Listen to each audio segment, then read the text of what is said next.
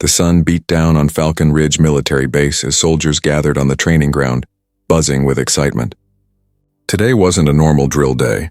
Hollywood icon and martial arts master Steven Seagal was visiting to demonstrate real close combat techniques. Many had grown up watching his movies. Others doubted how much of his skill was real. Either way, the base hadn't been this loud in months. Seagal stepped onto the mat in his usual calm, measured way, black outfit, steady eyes, hands relaxed at his sides. His energy alone made several soldiers straighten their backs, but among the crowd stood one man who wasn't impressed. General Marcus Branson, a decorated officer known for his iron discipline and zero tolerance for celebrity theatrics. Branson walked toward Seagal with slow, heavy steps, arms crossed, eyes cold. "So you're the man who thinks movies count as combat?" he said loudly, making sure every soldier heard. A few soldiers exchanged nervous glances. Seagal simply bowed his head respectfully. "I'm just here to share what I know, sir," Seagal replied calmly. The general scoffed. "We'll see about that." Without warning, Branson stepped forward, grabbing Seagal hard by the hair, yanking his head slightly back. Gasps tore through the formation. Several soldiers took a step forward instinctively, but Seagal raised a hand gently, signaling them to stay where they were. He didn't flinch. He didn't react. He didn't even blink. Branson tightened his grip, trying to intimidate him in front of the entire base. "What's the matter? No stunt double to save you now?" The soldiers watched in stunned silence. Some recorded. Some held their breath. No one could believe what they were seeing. A general disrespecting a guest, and that guest being Steven Seagal of all people. But Seagal's face remained unreadable. His body stayed perfectly relaxed, as if the general's hand was nothing more than a breeze brushing past him. He slowly turned his eyes toward the soldiers watching, then back to the general and spoke in a low, steady tone. "Sir, I suggest you let go." Something in his voice sent a chill down the entire formation. It wasn't anger. It wasn't fear. It was something far more dangerous. Control. And at that moment, nobody on the base knew they were seconds away from witnessing something that would be talked about for years. Because what Steven Seagal did next shocked the entire base. For a moment, the entire base stood frozen. You could have heard a pin drop on the concrete. General Branson still had his fist tangled in Steven Seagal's hair. Breathing heavily, jaw clenched, eyes filled with a strange mix of pride and challenge. It was as if he wanted to prove something, not just to Seagal, but to the hundreds of soldiers watching him.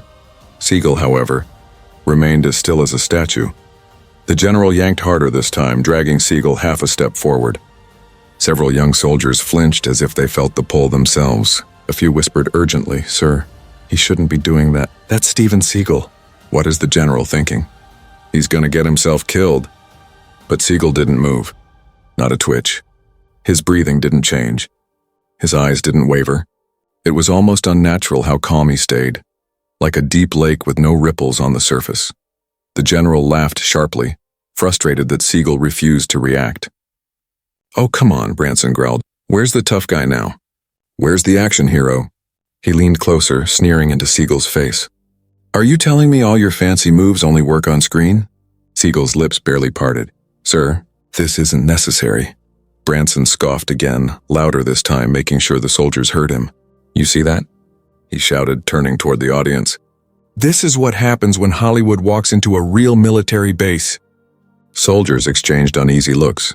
Some nodded in sympathy toward Seagal. Others shook their heads in disbelief at the general's behavior. A few continued filming, sensing this moment would explode online the moment they uploaded it. But deep down, everyone shared the same fear.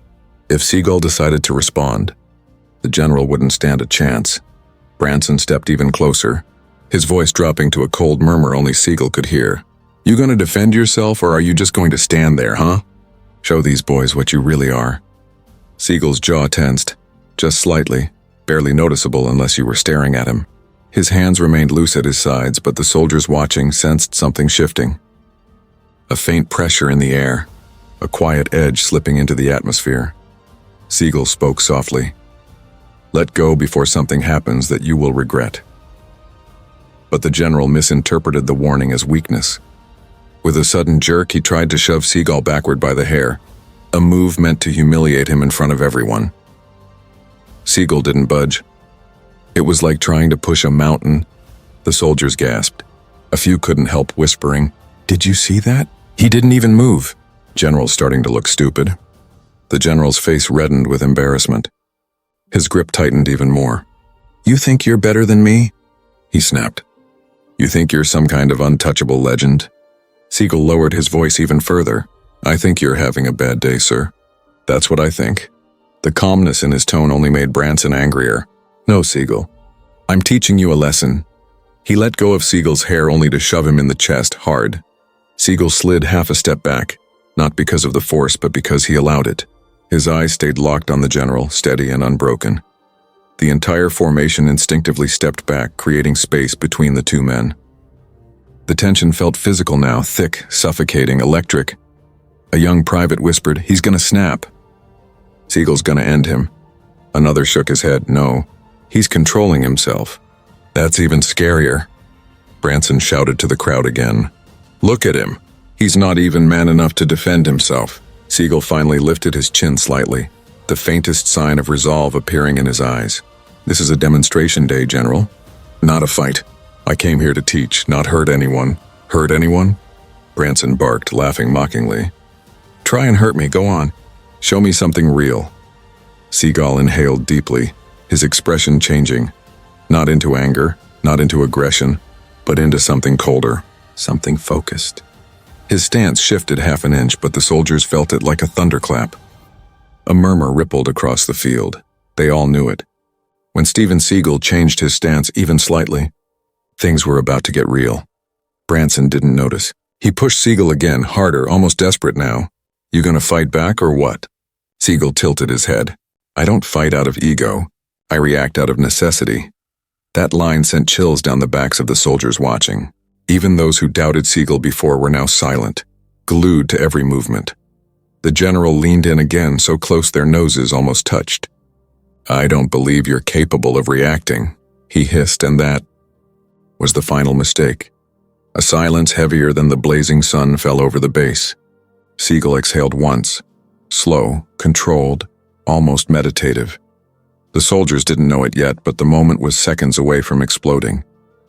And none of them were prepared for what was about to happen next. Have you ever seen someone stay this calm while being disrespected? Tell me yes or no in the comments, and then also drop your country and city. I love hearing where everyone is watching from. The air over Falcon Ridge Base felt heavier than ever, thick with adrenaline and disbelief.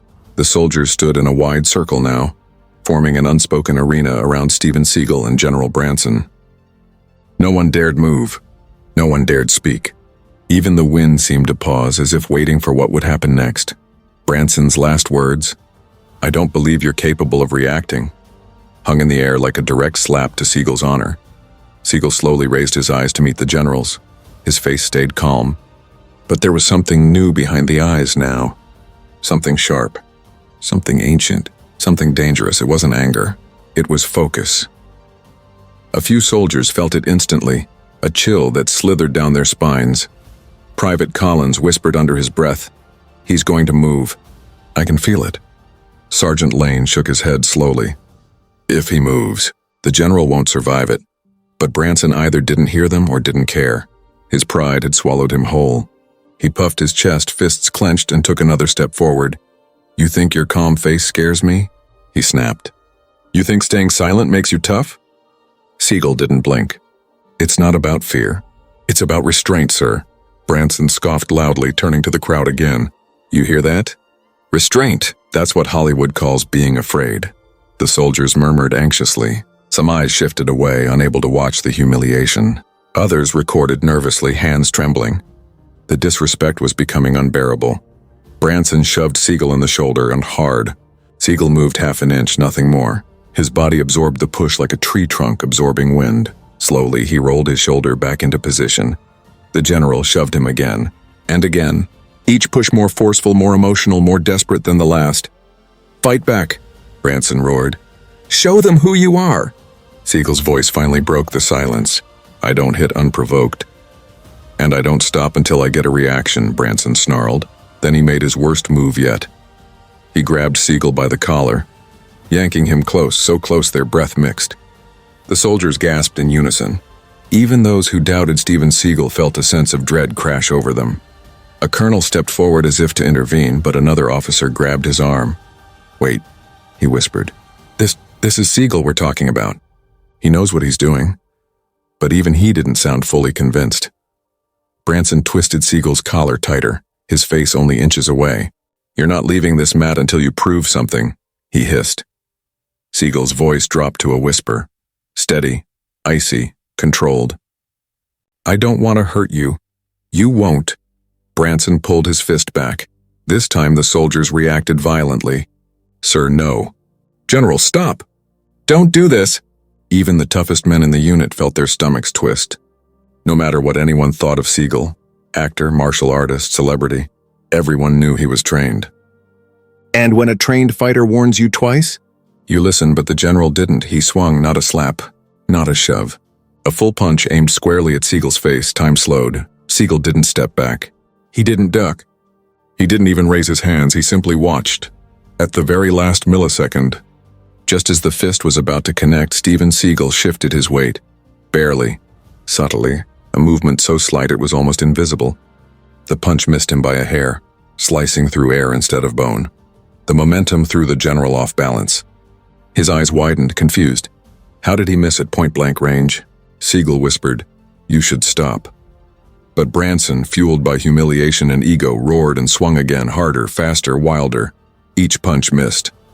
Not because Seagal retreated, but because Seagal moved with microscopic, precise angles, the way only someone who has mastered his art could. Soldiers watched with open mouths. What is he doing? He's not even retaliating. He's just letting the general exhaust himself. Branson growled in frustration, sweat forming at his temples. Stand still and fight. Seagal looked at him calmly. "I am standing still, sir." That line hit the base like thunder. The general's swings became sloppy, desperate. His breath grew ragged. His face turned red with exhaustion and rage. Yet Seagal still hadn't raised a single hand. Just as Seagal warned, the general was about to regret everything, because one more reckless move, one more dangerous attempt, one more line crossed, and Steven Seagal would have no choice but to react. And when a man like Seagal reacts, no force on that base could stop what would follow. If you were standing there, watching all this, would you step in or let Steven Seagal handle it? Tell me in the comments. General Branson's breaths were now ragged and uneven, each one harsher than the last. Sweat dripped down his forehead, trailing a shaky line along his jaw. His fists trembled, not from fear, but from the exhaustion of repeatedly striking nothing but air. Because Steven Seagal hadn't just avoided the hits. He had erased them from reality. Every punch that should have landed didn't. Every strike meant to embarrass him missed by a fraction. Every attempt to assert dominance dissolved before it even began. To the soldiers watching, it didn't feel like a fight. It felt like witnessing a man punch smoke. Private Collins whispered, "This isn't normal." "He's not dodging, he's predicting." Sergeant Lane nodded slowly, eyes wide. "This is mastery. Pure, terrifying mastery." General Branson, dizzy with humiliation, sucked in a harsh breath. "You think you're better than me?" He spat, wiping sweat from his face. Seagal's answer was almost disappointing in its calmness. "No.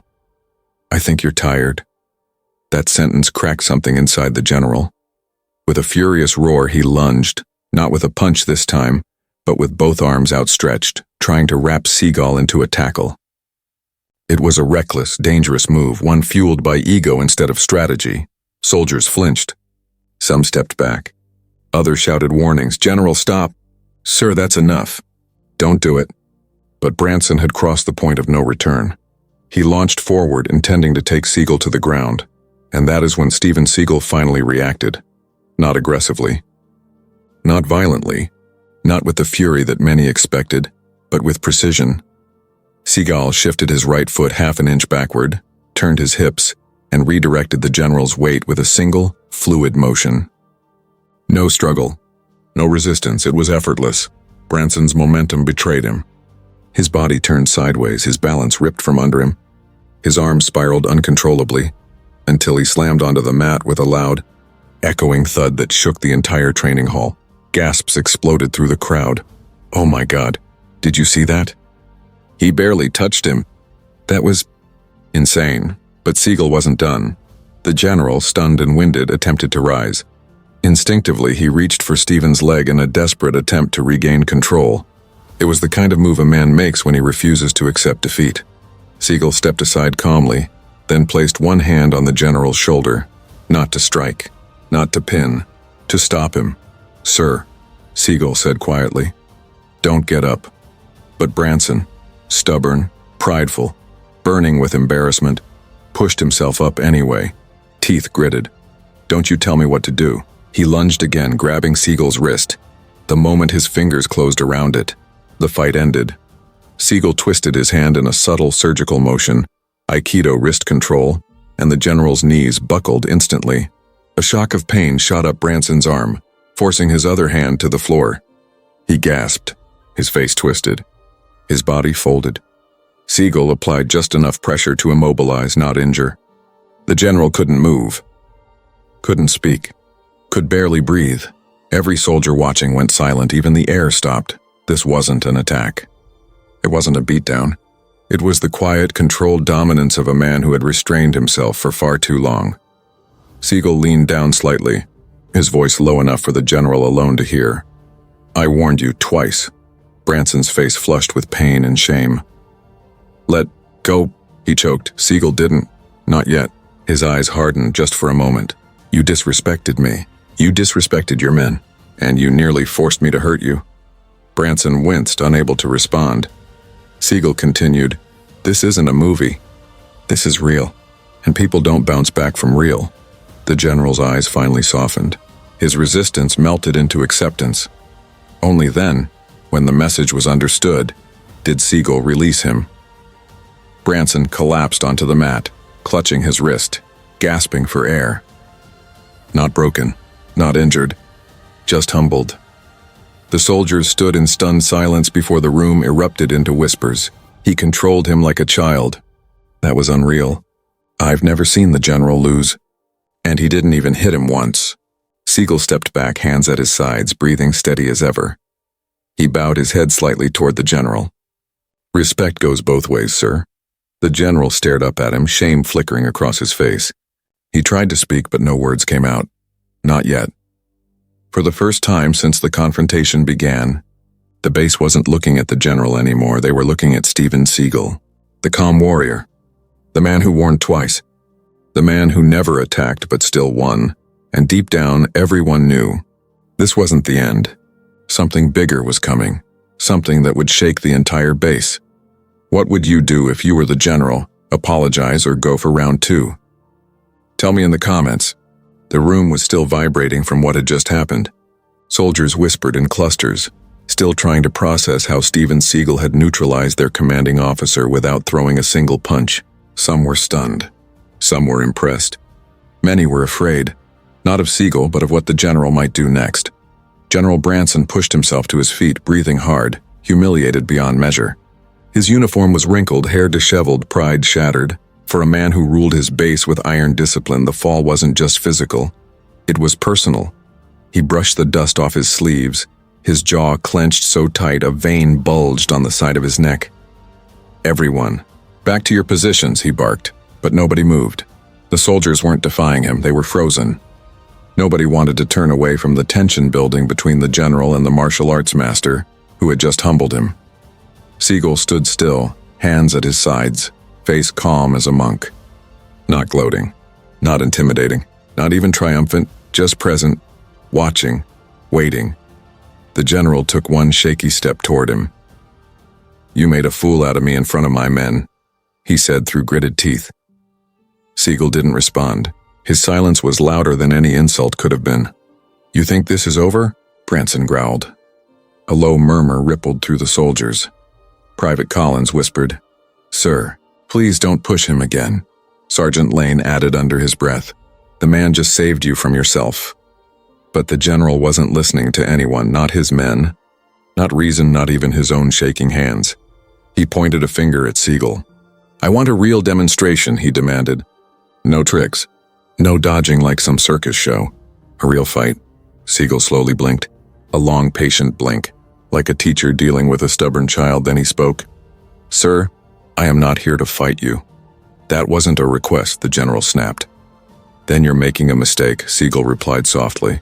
The general's chest rose and fell with anger. Show me what you really are. Seagal glanced around the room. Every soldier watched with wide, burning eyes. This wasn't just a demonstration anymore. It was a dangerous moment spiraling out of control. General, Seagal said, what I do is meant to protect, not inflate pride. You're already injured. Your wrist is strained. Your breathing is heavy. You need to stop. You don't tell me what I need, Branson snarled. He stepped in, close enough for Seagal to smell the adrenaline pouring off him. Hit me, Branson whispered. If you're a real martial artist, hit me. Seagal frowned slightly. What you're asking me to do isn't honorable. The general's voice cracked with rage. Hit me. Seagal didn't move. The soldiers held their breath, and then Branson made the worst decision of his military career. He threw a sudden, explosive punch aimed directly at Seagal's temple.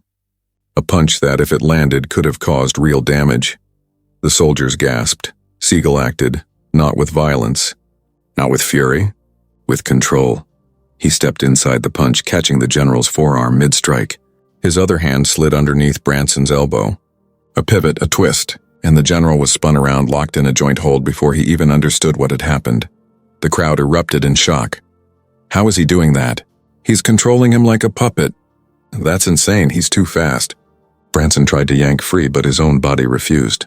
Every movement only deepened the pressure. Seagal leaned close to his ear. This ends now, he said quietly. Walk away before you embarrass yourself further. But the general was too far gone. No, he growled. Finish it, Seagal hesitated. He didn't want to hurt him, but Branson shoved backward, putting his full weight into breaking free, and that's when Seagal made the only safe decision left. He dropped his center of gravity, swept the general's legs with a controlled motion, and guided him down flat on the mat with a thundering slam. This time the room didn't gasp.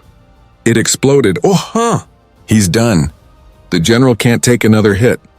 Call medical. But Seagal immediately released him and stepped back with his palms open. No more, he said firmly. The general rolled onto his back, wheezing, defeated both physically and emotionally. A heavy silence fell over the room. Seagal looked at him not with triumph, but with disappointment. You're a leader, he said softly. Your men look up to you. Lead with strength, not ego. Every soldier felt those words. Branson's eyes filled with a mixture of anger, shame, and something he hadn't felt in years: humility. But before he could respond, the hangar doors burst open, and what happened next would change the entire story. The massive steel hangar doors slammed open with a metallic crash, echoing across the training hall. Every soldier snapped their head toward the entrance. 3 high-ranking officers stormed inside: Colonel Reeves, Major Holt, and Captain Diaz, faces tight, steps fast, energy electric. Behind them followed a squad of MPs, their uniforms immaculate, their movements precise. General Branson froze on the mat, still struggling to catch his breath. His pride, his uniform, and his authority were all wrinkled, battered, and trembling.